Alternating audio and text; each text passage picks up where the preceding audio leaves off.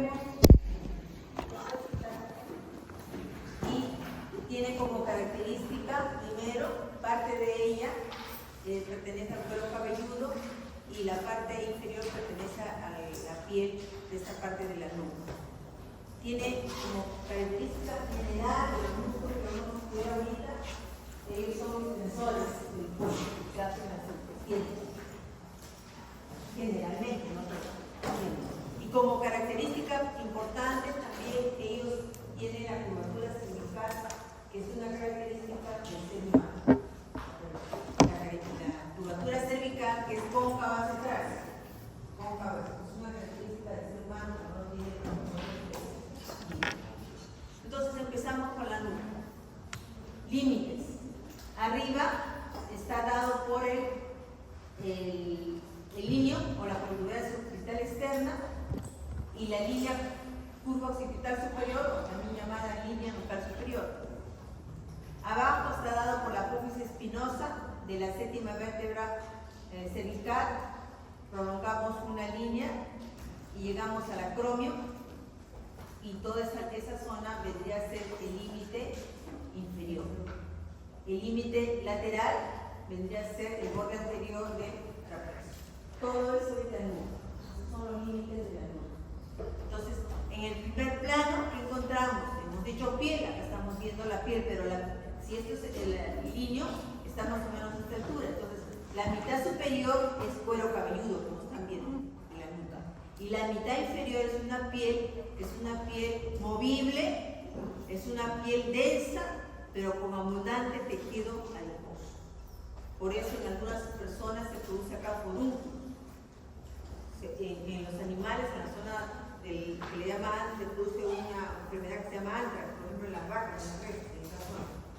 Porque el tejido adiposo acá es bastante abundante. ¿Ya?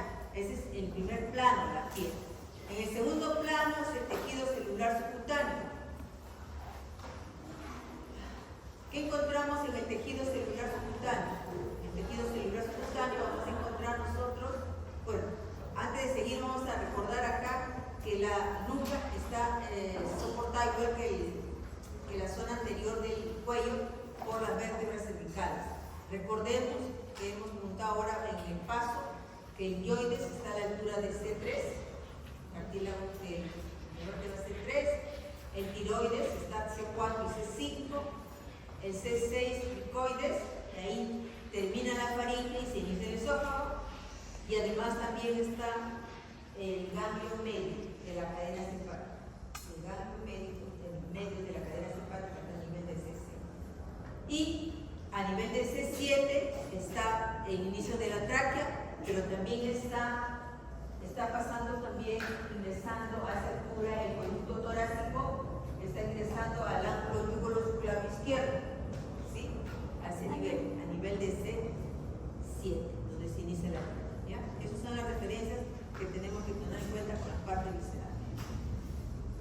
Entonces, seguimos.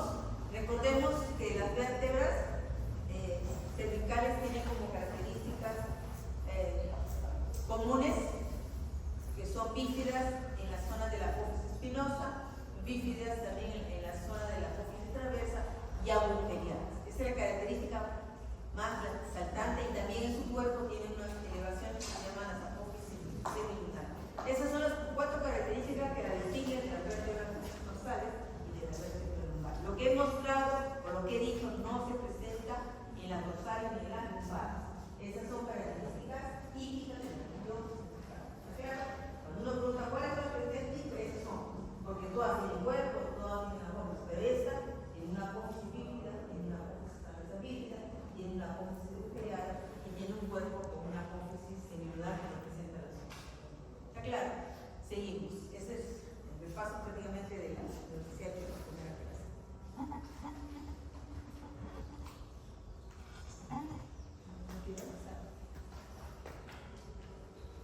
Y aquí son ¿por qué estoy recordando estas vértebras? Sobre estas vértebras vamos a ver el cuarto plano de la nuca, que son movimientos profundos de la nuca. Entonces tenemos que recordar sus partes. Por ejemplo, desde el atlas, recordemos en estos tubérculos, en el tubérculo posterior del atlas, Y en el tubérculo posterior del axis vamos a encontrar músculos que voy a mencionar después. Recordar también que la arteria vertebral asciende a partir de la sexta, no de la séptima, y pasa por esos agujeros. Y recordar también que la arteria vertebral, cuando llega a hasta la vértebra, acá hace un recodo, que vamos a ver en un triángulo, que ingresa a esta zona, que es el triángulo de los oblicuos. Vamos a ver afuera. ¿Ya? Y recordar que esta zona de la cabeza del cuerpo, de la axis, se articula con su arco anterior, permitiendo una articulación que permite el giro de la cabeza hacia los lados, la articulación del axis con el axis. ¿Sí? Esto es para recordar la prominencia de la séptima vértebra que estamos viendo que es el límite también del cuerpo. Y también vamos a ver la inserción de los músculos del primero, del segundo y el tercer plano, que están relacionados con esto de acá, en la nuca. Y aquí recordar que esta formación más prominente en la zona del tubérculo anterior tiene que ver con el reparo anatómico, que es el tubérculo carotidio o tubérculo de Janssen-Nash. Esos son, estoy recordando porque vamos a hacer los músculos de la nuca.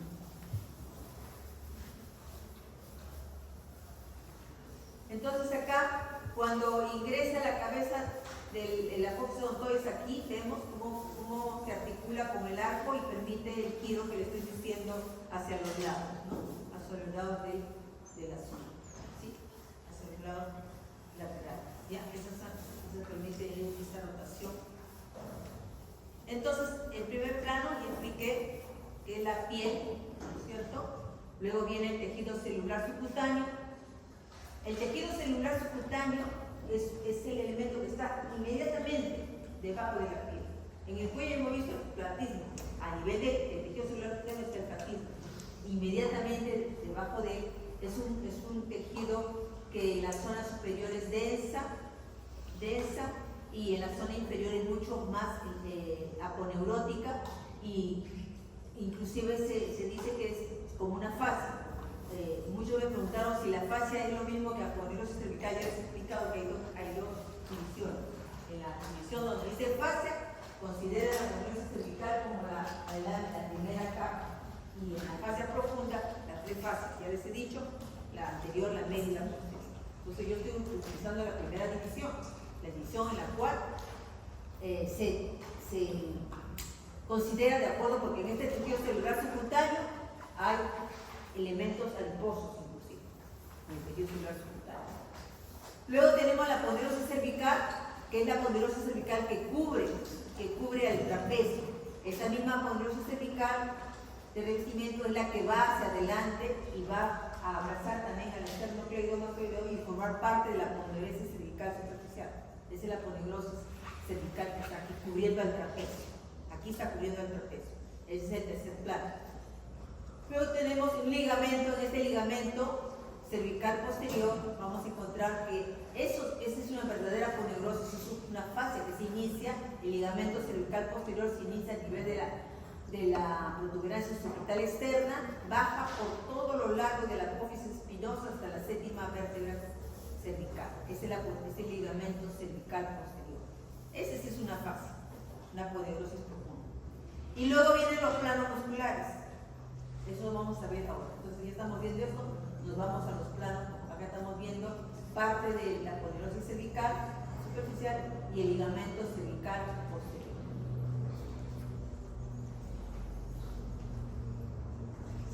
Bueno, eso es lo que hemos visto, la piel, y que está mitad superior es el cuero cabelludo, y mitad inferior corresponde a la piel, que es una piel dura, es una piel como la que tenemos adelante, es una piel dura, piel muy movible, sí, pero con abundante tejido graso. Acá no, en la parte anterior no tenemos eso, acá hacia atrás. Por eso salen algunos que salen, como le dicen, unos modúsculos en la parte posterior. Y luego vamos a ver los planos musculares. Entonces, el primer músculo que encontramos es el músculo trapecio. El músculo trapecio pertenece al cuello, pero también pertenece al dorso del tórax. Ya hemos visto cuando han hecho miembro superior. Entonces la mitad, pero este se inicia en el origen, se inicia en la línea curva occipital superior o línea nucal superior, baja a lo largo del ligamento cervical posterior a través de las apófisis espinosas y llega hasta la 12ª vértebra dorsal. Miren, tiene forma de un rombo, ¿ves? Tiene forma de un rombo, pero ese es su origen y sus fibras superiores se van a insertar ¿en dónde? En el borde posterior del tercio externo de la clavícula, mientras que sus fibras medias se van a insertar en el acromio y sus fibras inferiores van a ascender y van a insertarse en la espina del hombro. Este es un músculo que tiene la función de llevar, cuando se fija acá, tiene la función de llevar nuestro hombro hacia atrás. Y o sea que hace que la escápula se junte casi a la línea media. Y es un músculo llamado músculo trepador. Es el músculo que desarrolla lo que hace trepador, escala, ¿no? El músculo trapecio. ¿Está claro? ¿Inervado por qué? Por el nervio espinal. Ya hemos visto cuando hemos hecho. ¿Está bien claro? Entonces, es el músculo que en la parte medial es aponeurótico y en la parte lateral es carnoso. ¿Claro?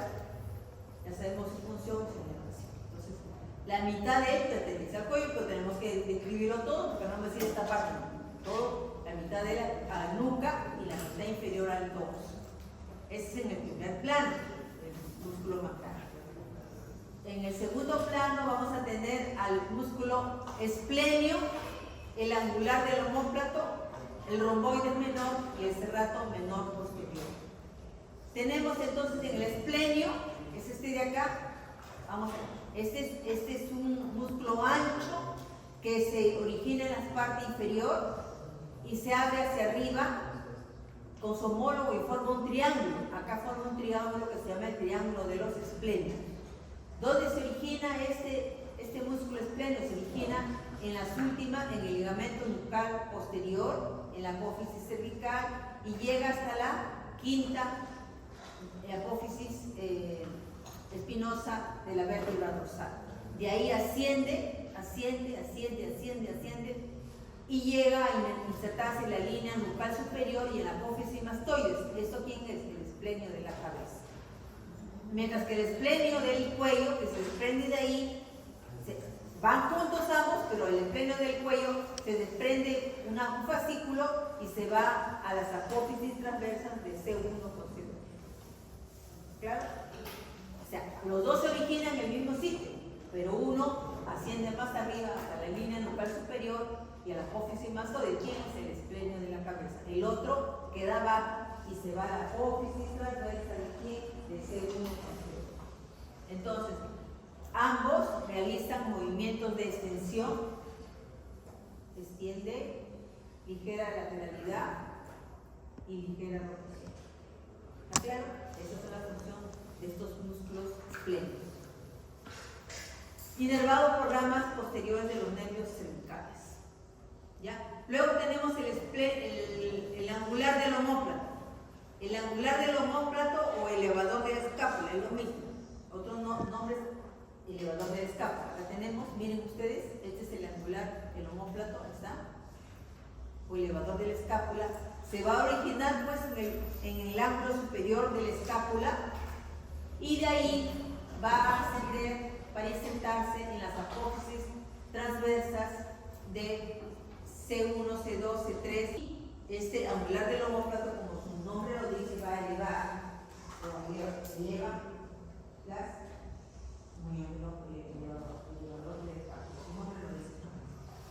¿sí? Este sí está inervado por ramas del plexo braquial. Por ramas del plexo braquial. Luego tenemos el romboides menor, que también pertenece a toras, pero una partecita de ella está en la nuca. Este se origina pues aquí en los dos últimos nervios, arterias, vértebras cervicales, en las apófisis transversas de las últimas vértebras cervicales y se va a ir a la parte interna o medial del omóplato. Y luego tenemos debajo del romboide menor va a estar otro que es el serrato postero superior. Acá miren, se ha cortado el romboide y acá está el serrato. El serrato póstero superior ya pertenece prácticamente al tórax, pero una partecita de ella está dentro de la zona nuca, porque se vigila también en C7, hipófisis espinosa en C7, y las tres primeras vértebras dorsales, y luego se va a las costillas. Esta no va a la se va a las costillas, o sea, su función de este serrato póstero superior es ayuda a expandir el tórax. Es un músculo accesorio de la respiración, el serrato póstero superior. ¿Ya? Esos son los músculos en qué plano. ¿En qué plano vamos hablando?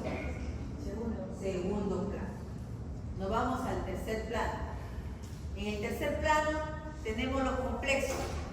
Complejo mayor, complejo menor, el músculo transverso del cuello. Acá están los nombres como están en su utente: complejo mayor o semiespinoso de la cabeza, complejo menor o lonjísimo de la cabeza, y transverso del cuello o lonjísimo del cuello. Entonces, el complejo mayor, este músculo, se va a originar ya en esta zona de aquí. Miren, ustedes vean, en la parte inferior, en las apófisis espinosas de C7, y en las tres primeras dorsales, y luego asciende, las cuatro primeras dorsales, y luego asciende para insertarse en la línea nucal superior o línea curva occipital superior. ¿Ya? Y también, eso es el. Luego el complexo menor, en cambio, el complexo menor se origina, junto con él, se origina en la parte, en la apófisis espinosa de la séptima y en las dos primeras vértebras dorsales, la apófisis espinosa, y va a ascender ¿a dónde? A la apófisis mastoides. Llega a la apófisis mastoides. Vean que hay dos músculos que llegan a la apófisis mastoides. ¿Quién? El esplenio de la cabeza y el complexo menor. Ojo. Entonces, ahora, este complexo menor tiene la particularidad, vamos a ver, que está atravesado por los nervios que van a subir a la zona profunda. Está atravesado por los nervios, sobre todo por el nervio occipital mayor o nervio de Arnold, que es la rama posterior de este complexo menor. Están dentro del triángulo, este es el esplenio y este es el otro esplenio. Entonces, están dentro del triángulo de los esplenios. Entonces, ahí están los complexos, que están más profundos. ¿Sí? Luego tenemos el transverso del cuello, el lonjísimo del cuello. Este se origina en los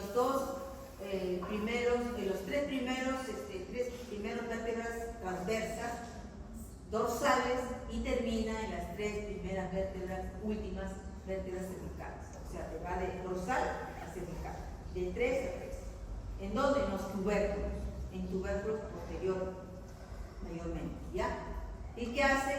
Va a ser lateralidad, inclinación, permite la inclinación. Mientras que los complejos básicamente son extensores del cuello. ¿Está claro los tres músculos que están ¿dónde? En el tercer plano. En el cuarto plano están los músculos profundos o cortos de la nuca. Estos músculos profundos o cortos de la nuca justo están entre el hueso occipital y los dos primeras vértebras cervicales. Tenemos, miren ustedes, recto posterior menor, recto posterior mayor, oblicuo menor y oblicuo menor. Vamos a describir cada uno de ellos. El recto posterior menor se va a originar aquí en la línea nucal inferior o línea occipital inferior. Recuerden que acá llegan los grandes, lo que hemos explicado, los otros músculos, aquí, en la línea nucal, aquí ya no, en el inferior solamente llegan los músculos cortos o profundos de la nuca. Entonces estamos diciendo, de la línea nucal inferior o línea curva occipital inferior, se va al tubérculo posterior del látex. Ese es el recto posterior menor. El recto posterior mayor va por fuera de él, pero también en la línea nucal inferior se va a la apófisis, a la apófisis espinosa del axis. Uno se queda en el atlas y otro va al axis. El oblicuo menor también se origina aquí en la línea nucal inferior, pero por fuera de las otras, y luego va a donde, a la apófisis transversa del atlas. O sea, estos tres músculos llegan al hueso occipital. Hay un músculo que no, que es el oblicuo mayor. El oblicuo mayor se origina aquí en la apófisis espinosa del axis y se va a la apófisis transversa del atlas. Ese es el oblicuo mayor. Es el único que no llega aquí. Los otros sí, estamos viendo que llega así. Y observen entonces, el triángulo de los oblicuos es formado por el recto posterior mayor, oblicuo menor y oblicuo mayor. Se llama el triángulo de los oblicuos porque lo forman mayormente estos dos. ¿Está claro? Ahora, ¿qué vamos a encontrar? Vamos a encontrar esto que está acá en la arteria vertebral, contenido de ese triángulo en la arteria vertebral y el primer nervio occipital, su rama posterior llamado nervio suboccipital. Ese es el contenido del triángulo de los oblicuos. Aquí es un resumen de los músculos que estamos hablando, mayormente extensores, pues son la mayoría de ellos, el recto mayor, recto posterior menor y el oblicuo menor. Los que hacen extensión, inclinación, lateral y rotación es el esplenio, que hemos visto, los dos esplenios, el recto posterior mayor, este de acá, pero también hace inclinación o rotación que diga el músculo oblicuo mayor. El músculo oblicuo mayor. Van a estar inervados estos ¿por quién? Por los nervios cervicales primero, segundo y tercero, ramas posteriores. Estos músculos van a estar inervados. La característica importante es que aquí, que está saliendo el primer nervio occipital, su rama posterior, por debajo del oblicuo mayor está saliendo el segundo nervio occipital mayor, que es bien desarrollado, es llamado nervio de Arnold. Entonces pasamos entonces.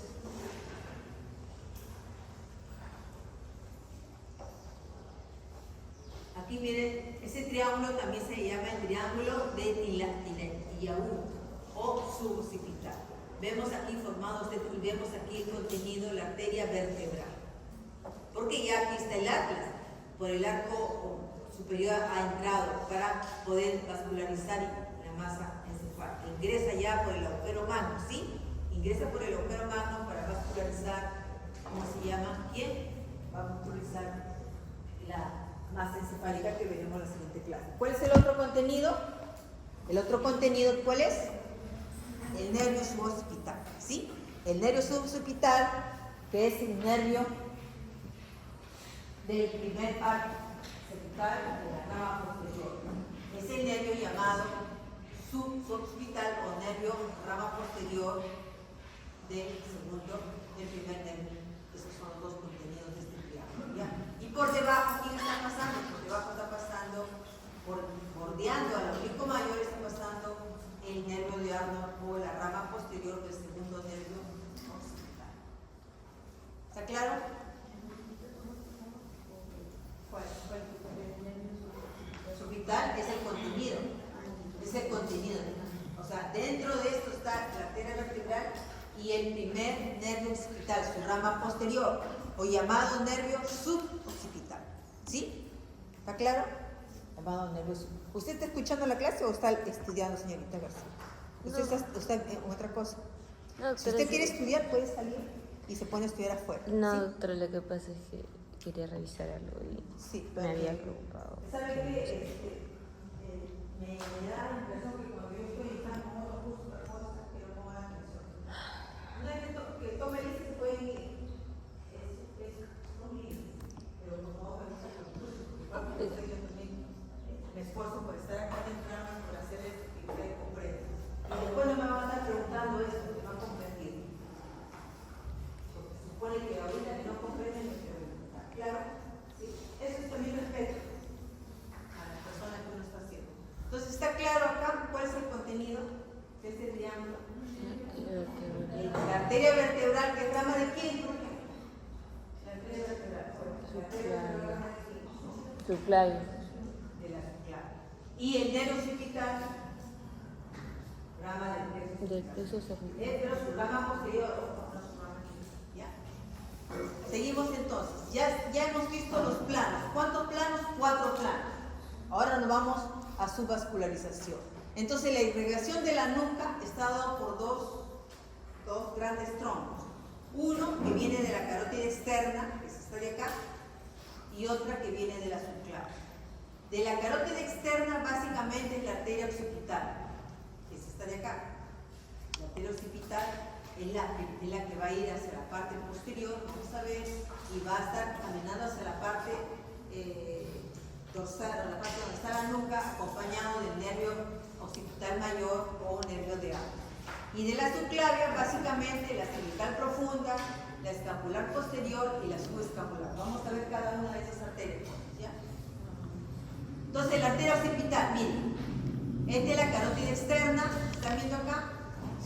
Aquí la carótida externa, la arteria occipital, ingresa y va a ir a la parte posterior, miren, y aquí en esta zona va a estar vascularizando básicamente a la parte superior del esternocleidomastoideo. Y en esta zona va a estar acompañado con el nervio de Arnold, porque el nervio de Arnold también se hace superficial en la parte de la nuca. ¿Sí? Esa es la arteria occipital, rama de la carótida externa. Es la única que va a vascularizar en la zona de la nuca. Zona posterior. Y la arteria subclavia, recordemos, la arteria subclavia que es esta, en el lado derecho nace de un tronco y en el lado izquierdo sale directo, la arteria subclavia. Y hemos hablado en la primera clase algo de irrigación y voy a reforzar aquí.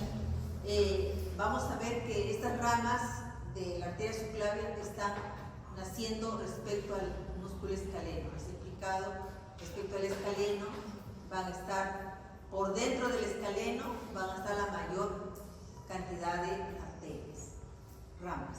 Por detrás nada, por fuera una sola. Vamos a ver cuáles, ¿ya? Entonces ahorita vamos a explicar estas.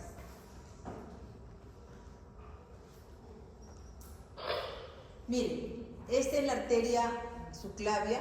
Observen ustedes acá el tronco, este es el tronco tirobicervico escapular. Observen la arteria tiroidea superior o tiroidea inferior que diga, la arteria cervical ascendente superficial, la arteria cervical transversa superficial y la arteria supraescapular.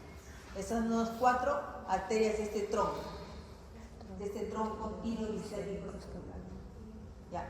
Y el otra rama, esa da por fuera estas ramas están haciendo en la parte medial vamos a ver acá. Aquí hay una gráfica para que puedan ver claro. Acá no. Adelante, profesor. Acá. Esto es lo que quería que se vea. Respecto al músculo escaleno anterior, la mayor cantidad de sus ramas la da acá, por dentro del escaleno anterior. Por detrás del escaleno anterior no da ramas. Y por fuera sí, una sola rama. Es la arteria cervical transversa o escapular posterior, que tiene la característica que pasa entre los troncos primarios del plexo braquial. Esa es la característica que tiene esta arteria escapular posterior, ¿ya? Y esta va a vascularizar al músculo trapecio y luego se va a la zona posterior del tórax. Entonces, visto esto, vamos a las primeras gráficas que les estaba mostrando. Entonces, que se refiere acá, a las ramas de la arteria subclavia. Entonces tenemos aquí, esta es la arteria vertebral que está por dentro, miren. Ese es el tronco tirobicervico escapular, la arteria tiroidea inferior que va a la tiroides, la cervical ascendente superficial, la cervical transversa superficial y la supraescapular. El tronco intercosto cervical va a dar una cervical profunda, esa la vamos a ver ahorita en este otro gráfico. Miren acá, ¿ven? Acá tenemos el tronco intercosto cervical, esta es la cervical profunda. Esta es la que va a vascularizar, asciende por la parte profunda, por delante de los músculos prevertebrales y se va a vascularizar atrás a los complejos. Al complejo mayor va a irrigar, sí, va a vascularizar el complejo mayor y menor. Esta es la arteria cervical profunda, rama de quién? del tronco intercosto cervical, mientras que su rama torácica va a bajar a vascularizar los dos primeros espacios intercostales, ¿ya? Y luego tenemos esta arteria que está acá, que se va a ir entre las ramas. Miren, esta arteria que se va entre las ramas de ¿quién? Del plexo braquial. Esa es la única rama, se llama la arteria cervical transversa profunda o dorsal o posterior. ¿Está claro? Esa es la que une, y esa se va a vascularizar al músculo trapecio y se va a hacer la parte posterior. La supraescapular, que es esta de acá, esa sí se va a pasar entre el esternocleidomastoideo y el escaleno y se va a vascularizar, ingresa por la cortadura supraescapular, miembro superior, y luego va a vascularizar a los músculos supraescapulares, la arteria supraescapular. ¿Sí? No, esa es otra, esa es la de acá, la cervical transversa profunda o escapular posterior. Esa es la única arteria que sale por fuera del escaleno anterior. Se llama la arteria cervical transversa profunda o escapular posterior. ¿Ya? Ahora la que estaba explicando es la supraescapular o escapular superior, es otra. Esa es la que va a la escrotadura, que está en el omóplato, ingresa y va a vascularizar a los músculos que están en la región supraescapular del omóplato, la parte superior. ¿Está claro? Hasta acá la vascularización.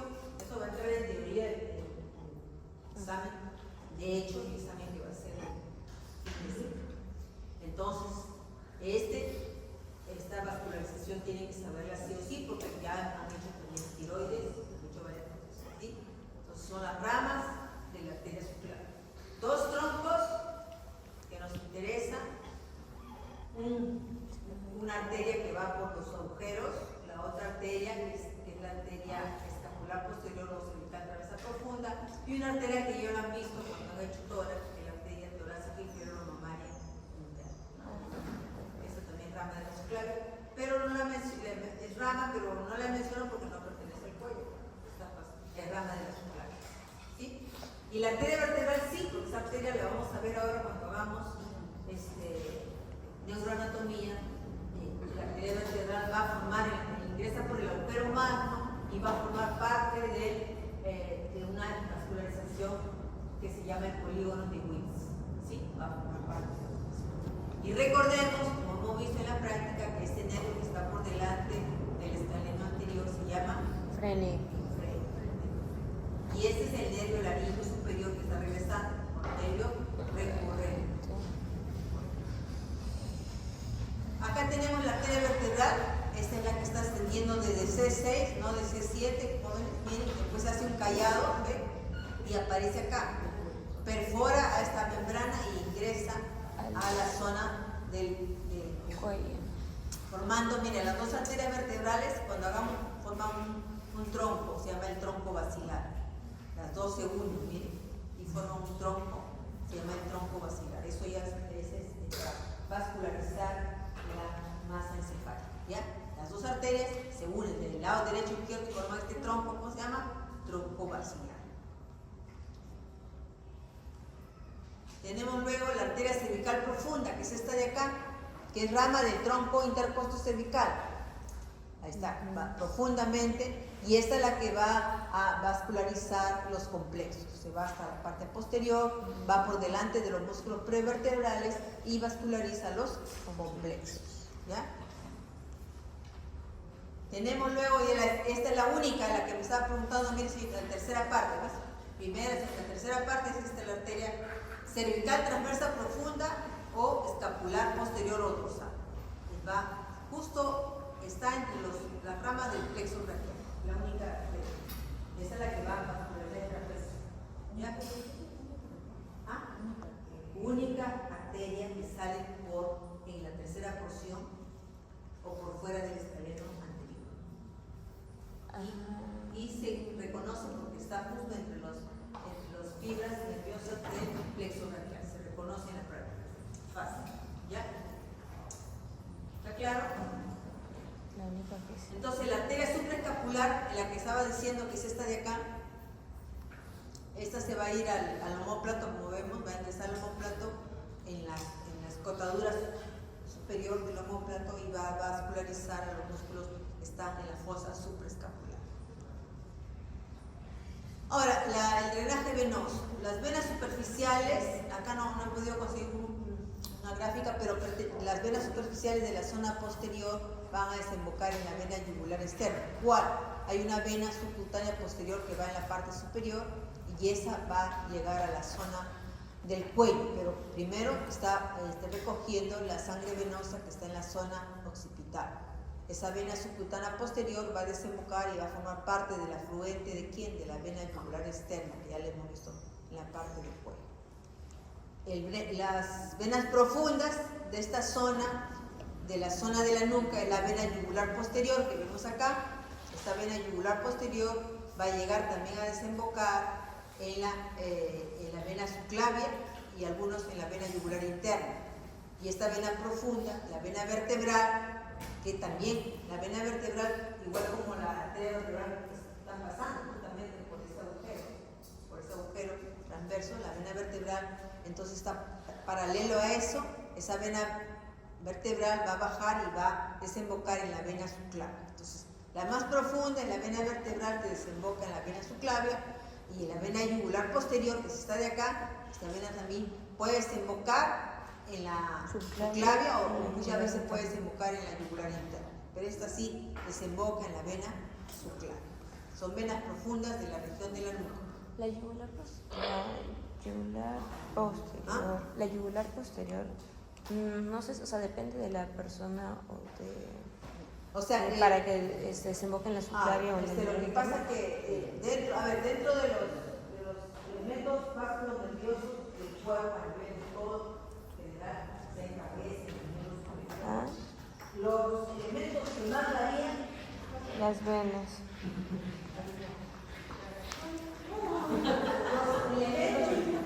Los elementos que más varían es la vena. Los elementos que menos varían, la vena, y los que menos varían son. Entonces, por eso digo, algunas veces esta vena puede desembocar ¿dónde? En la vena yugular interna o en la vena subclavia. Esta sí siempre desemboca en la vena subclavia.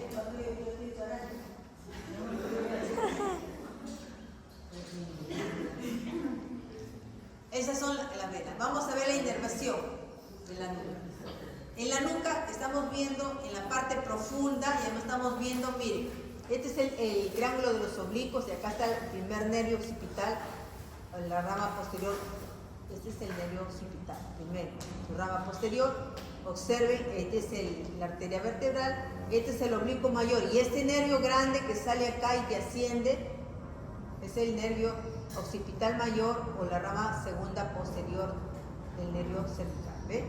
Y siempre llega a la parte superficial y se acompaña de la arteria occipital, ¿ve? Ese es el nervio de alma. O sea, los cuatro profundos están inervados por el nervio occipital menor. El nervio occipital mayor va a inervar ya a los músculos que están en el segundo plano y también va a inervar al músculo oblicuo mayor. Luego vamos a ver los músculos que están más abajo, que son también en el tercer plano y en el segundo plano, van a estar inervados por el segundo, por el tercero, el cuarto, el quinto, ramas del plexo cervical. Ramas motoras. ¿Por qué se dice posterior? Porque son ramas motoras, ¿sí? Ramas sensitivas. Todos los plexos tienen fibras sensitivas y fibras motoras. Aquí para que se muevan o para que trabajen estos, para que hagan extensión, lateralidad tiene que ser motora, que permita que los tejidos se muevan, ¿cierto? Entonces, esas son las ramas. Acá vemos en otro gráfico acá vemos clarito, mire, este es el nervio occipital menor, este es el mayor, mire, el más grande lo han dibujado acá, el occipital mayor o nervio de alma, que se hace superficial. Su rama superficial, por supuesto, aquí a nivel del cuero cabelludo hace inervación sensitiva ya. Pero antes te va a dar inervación motora a los músculos que están acá, al oblicuo mayor, a los complejos, al plexo, etc. ¿Sí? Porque todos llevan fibras, ambas, motoras y sensitivas. Entonces, la primera rama o nervio occipital menor es esta que está aquí. ¿Está ¿dónde? En el triángulo de los oblicuos, inerva a todos, inclusive inerva también al complejo mayor, porque el complejo mayor está en esta zona, acá, en esta zona de acá, este es el complejo mayor. Y entonces la segunda rama, que es el nervio occipital mayor o nervio de Arnold, va a inervar al complejo mayor, al músculo trapecio, inclusive también, no solamente, al trapecio no solamente lo inerva el nervio espinal, sino también esta rama. ¿Qué rama del plexo cervical? La segunda rama. ¿Se dan cuenta? Hay dos nervios los que inervan al plexo. ¿Está claro? Al trapecio. El nervio espinal y el segundo nervio cervical, el nervio de Arnold.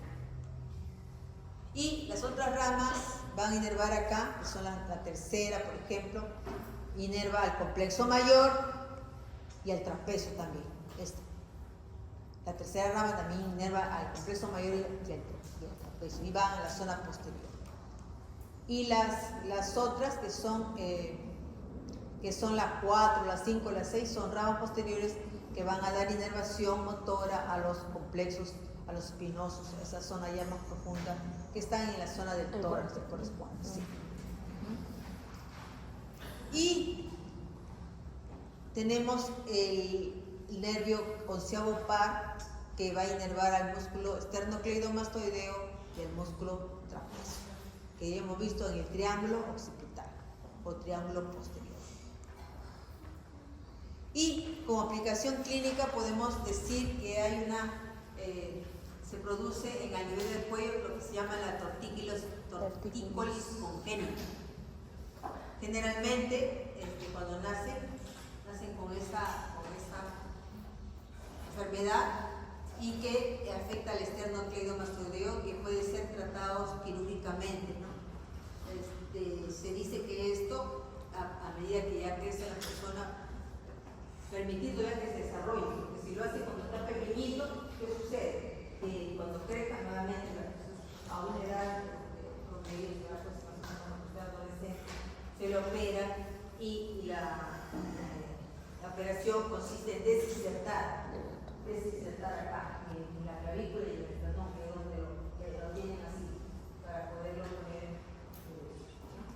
Y la otra es la espasmódica, que es la que se da pues, por, digamos, ambos músculos, pero generalmente se da por las posiciones inadecuadas que podemos adoptar por hábitos, por oficio. Entonces, hay personas que ladean mucho, están mucho tiempo, entonces se produce esta tortícolis espasmódica, que es tratada generalmente con tratamiento farmacológico y con tratamiento de fisioterapia.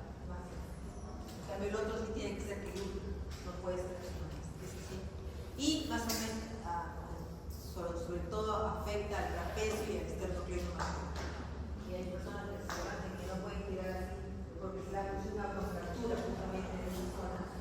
Lo vuelvo a repetir, por la decisión por el hábito, así, ¿está claro? Esas son las dos aplicaciones. Ahora, ¿se puede producir en nosotros? En los odontólogos sí, sobre todo. Sobre todo. Sí, cuando está la posición, no trabaja, otras así, o no utilizas la visión indirecta, sino directa, que te mete dentro de la boca. Entonces, ¿qué sucede? Al tiempo te comienza a molestar esta zona. Esas son posiciones por oficio, que eso menciono yo. En el caso de nosotros sí, porque hay muchos colegas que van a hacerse terapia porque el dolor aquí es intenso, entonces hay que acostumbrarnos a adquirir una posición correcta y tratar de utilizar siempre la visión indirecta. No todo estar mirando de frente, indirecta, viendo bien y localizando pues, las estructuras que vamos a trabajar. ¿Sí? Creo que eso es todo ya. Entonces, acabamos, jóvenes, y nos vamos a ver